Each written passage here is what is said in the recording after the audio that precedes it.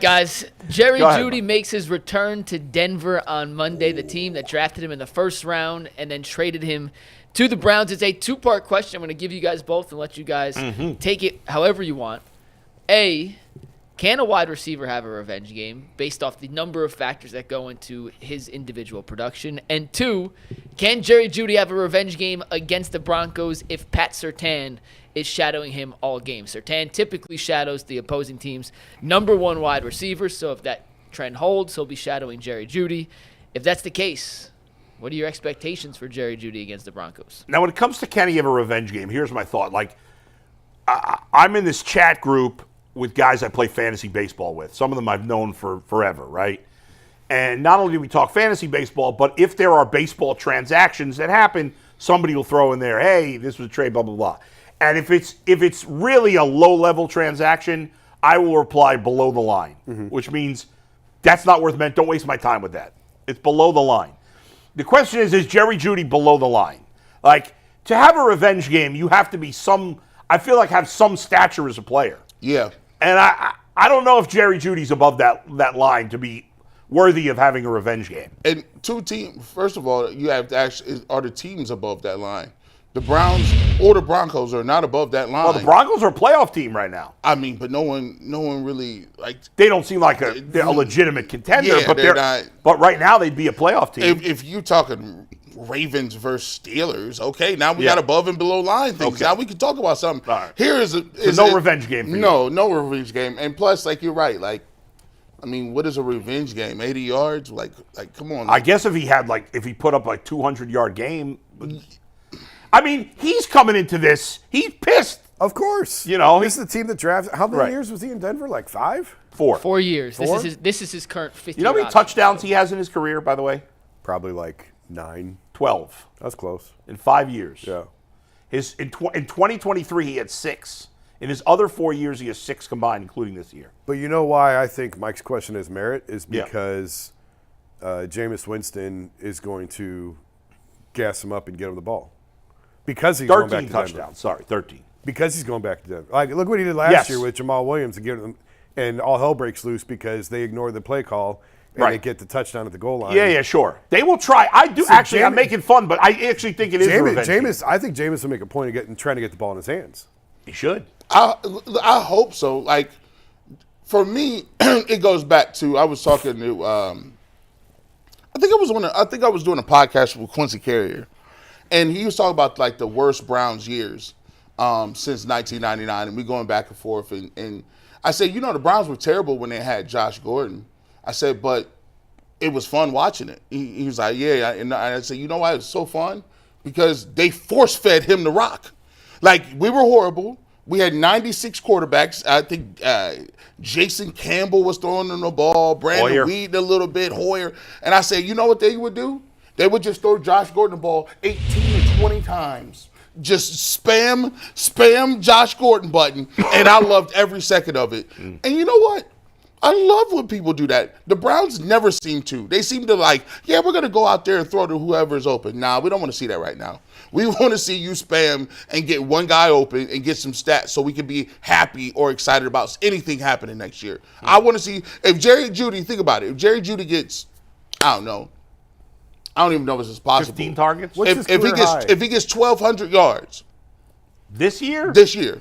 I'd be upset. 1,500 yards this year? 1,200. He'd have to average about 100 yards a game the rest of the season. He has 645 thus far this season. And we have 6 games left? The Browns are 3-8, so 6 games left. Yeah, he's going to have to average almost 100 yards. So if he got 1,200, now I'm excited. Now next year I'm like, Jerry Jeudy. I think you hope he can get 1,000 for the first time. I like 1,000. Yeah. But he's averaging 59 yards a game this year. What's his career high? He's been better the last 4. I'm just saying overall. He's never had more than 900 yards, I don't think, has he? His career high in yards was 972. Okay, so he's never had 1,000. What is his average with Winston?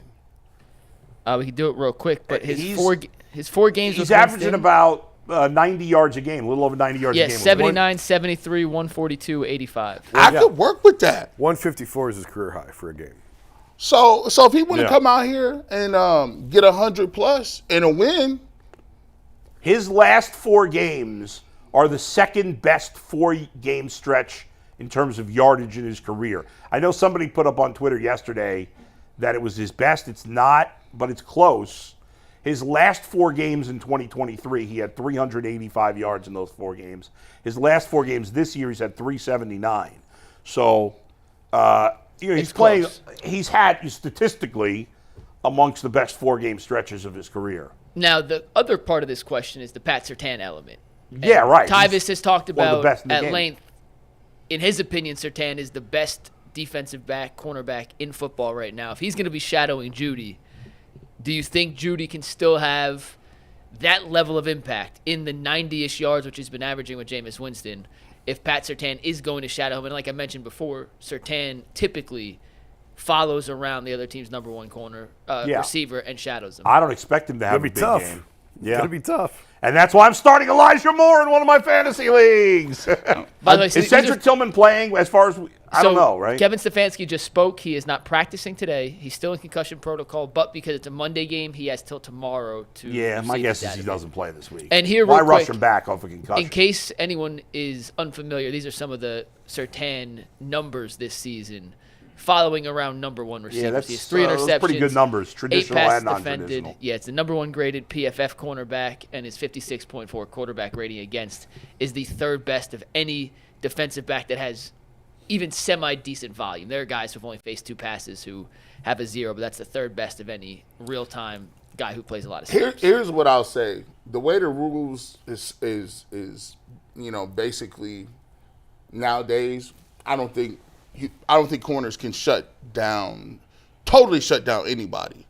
Like, yeah, but I wouldn't expect him to have one of his best games ever in this matchup. and what? No, what I do look at is, all right, if the Browns run the football, it's hard guard people and play action. But I don't know if the Browns are going to run play action. Who that's the funny thing about them. Mm-hmm. Yeah, I used to have a beat on what they were going to do. Like, you take a look at what they did in the snow, and they were aggressive throwing the ball in the snow. So, I look at it, from a standpoint of, I think Jerry Jeudy can stand to get 50 or 60 yards or whatever the case may be. That is not a revenge game. That is not a revenge game, though. That don't count. That's Minimowski. But I wouldn't be surprised if he had like 12 to 15 targets in this game. Oh, I'd spam targets. I think he's going to throw him the ball a lot to try to get him. And, if he has one big play. If he's got 12 to 15 targets, how many picks does Jameis throw?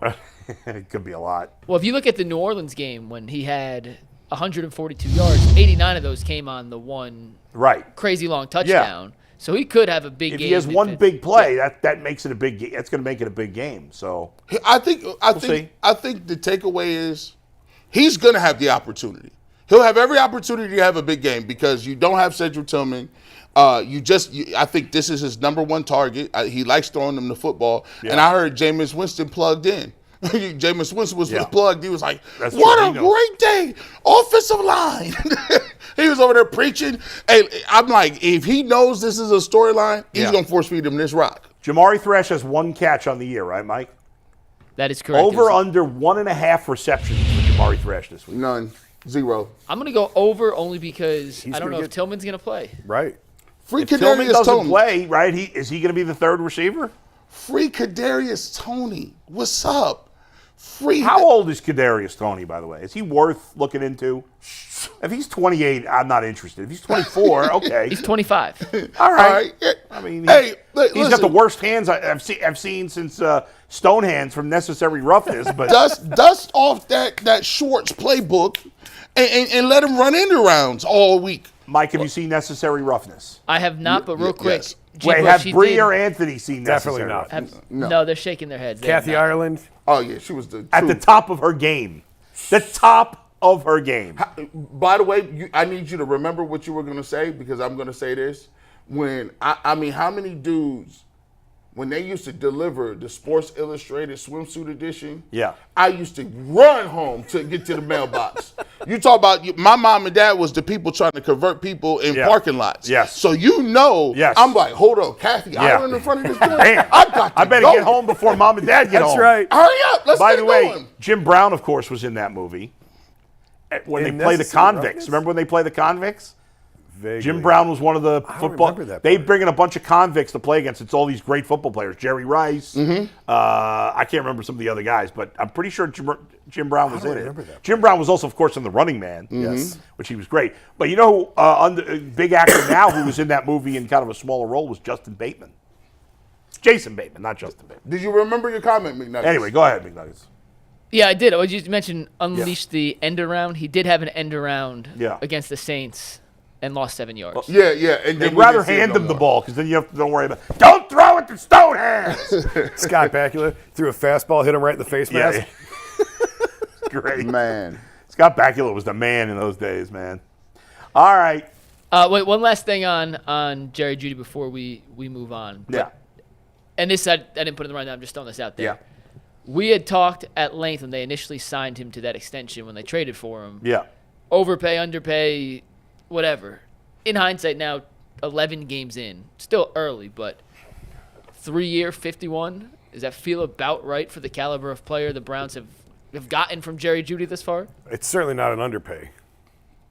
They didn't get a deal. No. No. There was really no reason to sign that contract for the Browns. Are they overpaying him? I don't know. Would he get that kind of money in free agency if he, based on what he's like? Let's say he finishes the season with 800-900 yards. Yeah. Would he have gotten 351 in free agency? I don't think so. Now I think he's a little overpaid. And here's what I will say. Yeah. If Jameis Winston plays the rest of the season, he has great numbers. We'll look back at the first part of the season when we was 1-7 and say, man, if Jameis Winston was here the whole season, could he have possibly had more yards? Because Jerry Jeudy was throwing helmets. Jerry Jeudy was kind of salty the first 4 games. I mean, I don't know. Honestly, I think it's still too early to ask that because do you feel like David Njoku is overpaid? How much is he getting a year? When he signed that contract, we all said, oh, my God, what are they doing? Yeah, right. I think he's fairly paid. It's about right. What is he getting, like $12 million a year, Mike? Njoku's at 13.5. Yeah, I mean, I think that's fair. So by the end of the Jeudy deal, we may be sitting here saying the exact same thing. Yeah. I mean, listen, the top of the wide receiver market has been skyrocketing. Yes. You know, Jamar Chase, if he signs with the Bengals or whoever, is going to get $30 million plus a year, whatever the highest contract. Jefferson's the highest right now at 35. Yeah. Oh, Jamar Chase getting more than that. I mean, Jamar Chase is the best receiver in the NFL right now. He's having the best season. And he's been, one of the top 3 receivers for the last few years. T. Higgins in free agency this year. He's the best wide receiver in free agency. What's he going to get? Now, he's better than Jerry Jeudy. Yeah. What's he going to get? I mean, he's going to get over $20 million a year. The guys in the Jeudy range this year, Deontay Johnson's at 18. What do you mean in the Jeudy range? Of numbers? Money. Or money? Of numbers. So Judy's making 17.5. These are the guys in that range this year, just to give you some comparison. Yeah, I mean, I leave out Deontay Johnson. He hasn't done anything since he's gone to Baltimore. He's having a weird season. I'm just giving you money-wise. Money-wise. Okay. Yeah, this is in the money-wise range. All right. So, around $17.5 million. Yeah. Deontay Johnson's 18.4. Christian Kirk's 18. I'd rather have Kirk, but he's hurt, so. Tyler Lockett's 15. Similar. And Cortland Sutton's 13.8. Same dudes. I mean, Cortland Sutton's better than Jerry Jeudy, though. Sutton's having a hell of a season. And Christian Kirk, before he got hurt, was better than Jerry Jeudy. I'm saying that's the range. Yeah, I mean, but the guys, he's around those guys, I guess.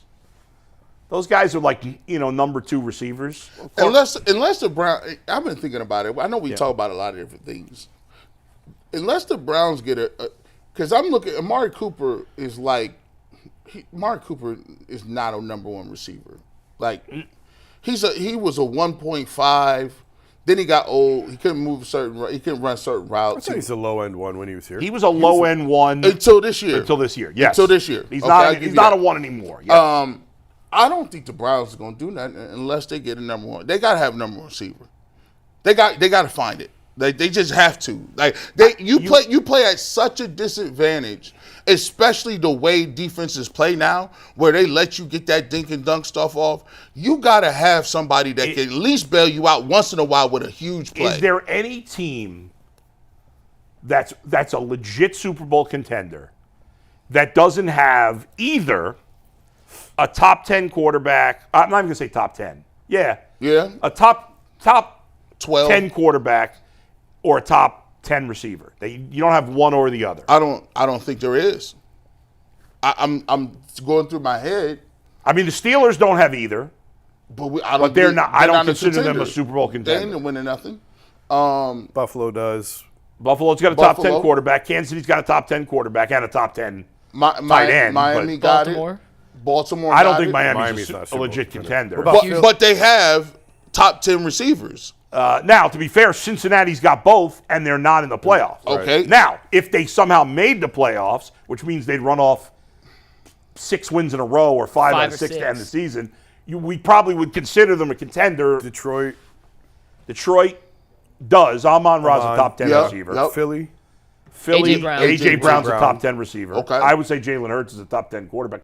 And Jared Goff might be a bottom end top 10 quarterback. 12. Minnesota has Jefferson. Yes. Jefferson. I don't consider them a Super Bowl contender. I'm just naming teams that are in the playoffs. San Francisco, if they're healthy. Yeah, there is none. Purdy, I guess, is a back end top 10 quarterback, maybe. I don't know. He's borderline. They don't have a top 10 receiver. It certainly helps more have it than don't. If you got Debo and Ayuk and Kittle, Baltimore's obviously got Lamar. yeah. By the way, Zay Flowers in the next couple of years might be a top 10 receiver. He's good. He's top 20, but not top 10. Yeah, really you're right. There aren't any. So and the Browns don't have either right now. So if the Browns can't get the quarterback, Yeah. they better. Now, if your quarterback stinks, it doesn't matter that you have a top 10 receiver. Right. But if you have a tier 2 or even maybe a top tier 3 quarterback and have that elite pass catcher, You can do something. listen, the worse your quarterback is, the better the rest of the team has to be. Yep. But if you have a good quarterback, not a great quarterback, but a great receiver, obviously that makes a difference. makes sense.